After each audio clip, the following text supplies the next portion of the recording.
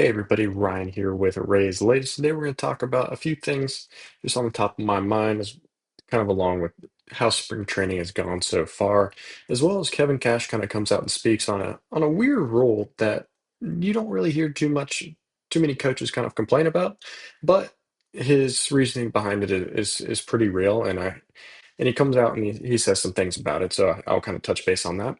And also, Xavier Isaac returns to play after his brain surgery to remove the tumor that he had in his brain. And he came out and he looked great in his first game action since then.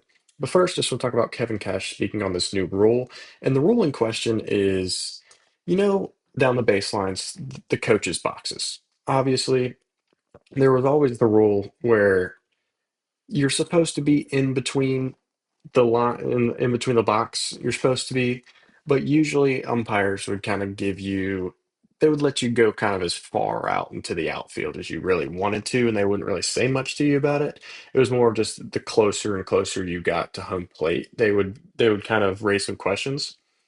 But the new rule in Major League Baseball is that the coaches have to be inside the boxes at all times.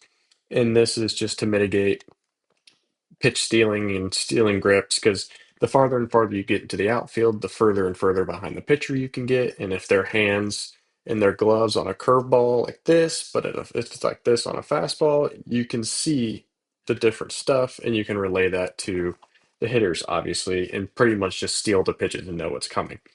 And so some people got caught doing that. And so now the new rule is you have to be inside the box at all times. Corey Dickerson the other day got smoked by a line drive off Cedric Mullins' bat, and Kevin Cash is not happy about that. And he pretty much comes out and says that he wants the people who got in trouble for it to be the ones that were punished instead of everybody else getting punished as well, because he believes it's more of a safety issue.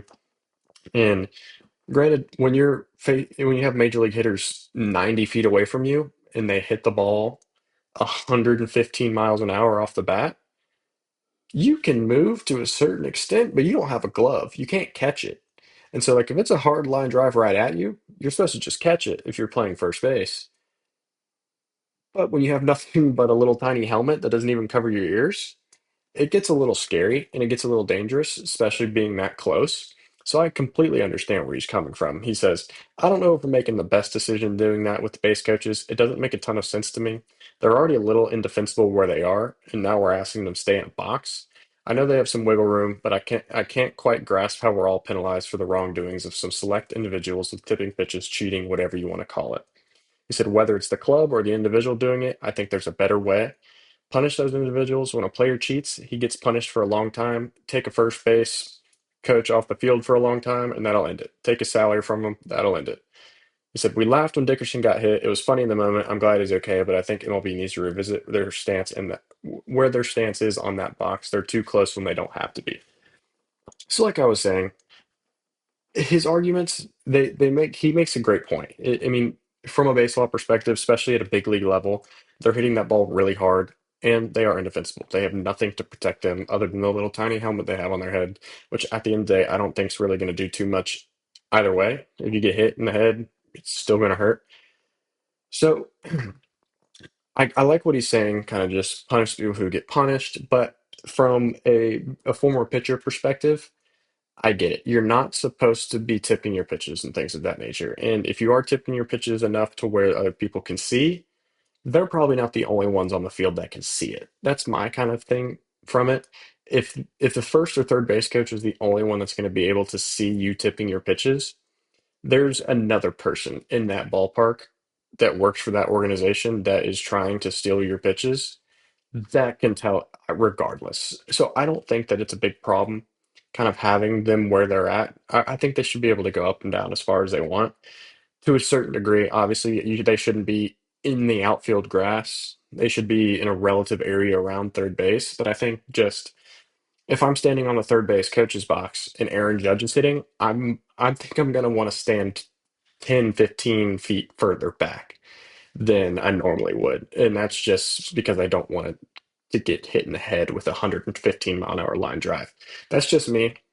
So I think that the way that they could toy with that, they could definitely mess around with it sometimes and kind of just play with what they classify as the coach's box. But it's a weird thing that they were going about there. I'm kind of glad Cash brought it up because that is something, especially granted, and it Cash is bringing it up because Corey Dickerson got smoked by a line drive. I don't think he brings it up really unless somebody gets hit. And I think he was kind of just waiting for that opportunity to be like, hey, our guy just got smoked by a line drive. Let me talk about this. So I think that he was kind of just waiting for that. And he probably hated it at the time. And then finally something happened. He's like, oh, this is great. I can finally speak my mind on it because it happened to one of my guys. So I guess we'll see what they do with that. But I don't think there's going to be much change. I think they're going to keep kind of where it's going to be. People can be as vocal as they want about things like that. There's never really going to change anything because at the end of the day, they're just trying to help you not cheat. So I get it. But also, if you're a pitcher and you're pitching in the big leagues, you shouldn't be tipping your pitches anyways. So I think that if they're trying to get your pitches, okay. If they can't get your pitches, you're doing something great. You're a big leaguer. You're getting paid millions of dollars to throw a baseball. You shouldn't be tipping your pitches. It is part of the game. If you aren't mentally strong enough to not tip your pitches, I think you should get hit around the ballpark. That's just my personal opinion. But I digress. I'll move on. Next thing to talk about briefly, Xavier Isaac returns. Finally, his first in the action on the field in game after having that surgery to remove a brain tumor. He says, "It felt great, man. Honestly, so much relief off my shoulders." Said that was awesome. The dugout was pumped up. Everybody shook his hand, high fived him. He said, spring results don't matter, but anytime you get some positive reinforcement or reward for the work that you put in, it's on the backfield. Hopefully, he values that as a pretty special moment. I know we all do. He ended up going 1 for 2, played 5 innings at first base, hit a single and struck out once. So 1 for 2, back first game action. It's great for him. I'm really excited. Kind of see where he goes the rest of this season.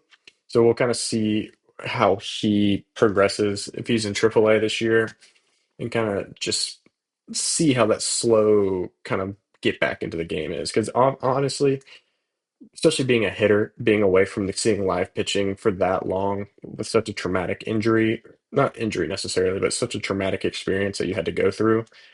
Especially when you're working on your brain and things of that nature, there's so many weird inklings and nerve problems that could arise from that. So I'm just glad that he's healthy and can return doing what he's doing. And obviously at a high level, he got a hit in his first game back. So excited for him. Got to keep going, seeing what he does. But the next thing I want to talk about, Nick Martinez did not look the greatest in his debut. He allowed 3 runs, 6 hits over 3 innings. And granted, he only threw 42 pitches, and 31 of them were for strikes. And he comes out and says, I don't think it was a good first impression, really. He said, I felt great.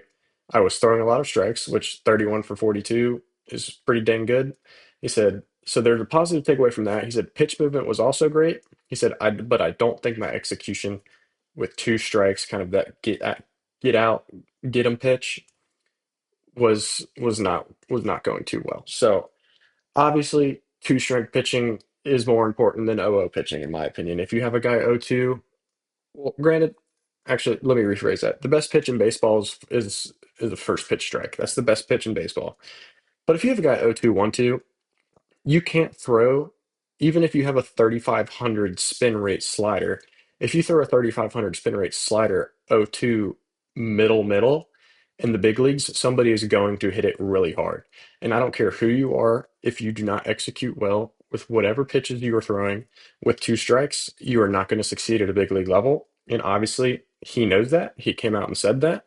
So I hope he just works on that. If he can throw, this is exactly what we want from a fourth or a fifth starter. 3 innings, 42 pitches, 31 strikes.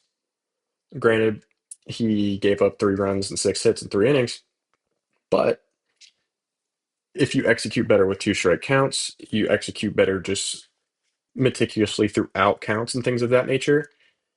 If you're at 42 pitches through 3 innings, you're at 84 pitches through six. You get up to a 100 pitch count, you get a seven. That's 7 innings, 7 1/3, 7 2/3. you did exactly what we need you to do. So if him being able to kind of continue this and carry this over, strike throwing wise, and getting ground ball outs, things of that nature, and just executing pitches, I think it'll be great for us. He'll turn it around next outing. He'll be better. I truly believe that. Taylor Walls made his spring training debut where he hit a homer. His wife did just have a child, so he just welcomed a new son to this world. I'm very happy for him. He comes out and he says, as long as we get some sleep under control, I think that we're good from here. He said, the hard thing's out of the way. Now it's just baseball. Great for him. Really excited to kind of see how he comes into this season with all the question marks regarding his hitting. But obviously, if he can continue to hit, give you home runs, give you power, and just hit 240. That's all I ask for you, Taylor Walls, is hit 240 with 10 home runs and play a diamond level defense at shortstop. Great. And kind of last thing I want to talk about, Edwin Uceta threw the little white ball the other day, just 60-foot toss. First time back since kind of saying that his shoulder was messed up. This is great. Glad he's kind of just getting back into it, easing into things. I don't think he necessarily will be ready opening day. I think people kind of know that. So we'll kind of see how he progresses throughout this whole ordeal that he's dealing with. But seeing him getting out and throwing, it's good to see. Hopefully, there's no more setbacks and anything like that, because shoulders are always that funny thing you don't want to deal with, especially in baseball. But we'll see how he progresses. Excited to kind of see what he can do. And you guys let me know what you guys think about Xavier Isaac coming back, Taylor Walls, Martinez. Let me know what you guys think about everything. Had a rough game today as well, but I believe we'll bounce back. Lost 5-3 to the Braves. So it's been a kind of a rough spring from a pitching perspective, per se. I've seen a lot of high scoring games from the other team the last couple games. So it's kind of interesting kind of see how the back end of these arms are looking. And granted, a lot of these guys are just minor leaguers that are pitching per se, but seeing Griffin Jacks pitch, seeing Martinez, Matz, Rasmussen, Pepio, seeing all these guys pitch, they look great in my opinion. I've watched a couple some film on some of them. They look good. They look season ready. So I'm not really worried about any of them. And obviously the bullpen is going to be a question mark with you set it out, kind of just filling that void and who's going to step up in that regard. But you guys let me know what you guys think about that, and as well as what you guys think about just about anything else you've seen and anything that's kind of caught your eye or anything you want me to talk about here in the next couple of days. But you guys have a great one.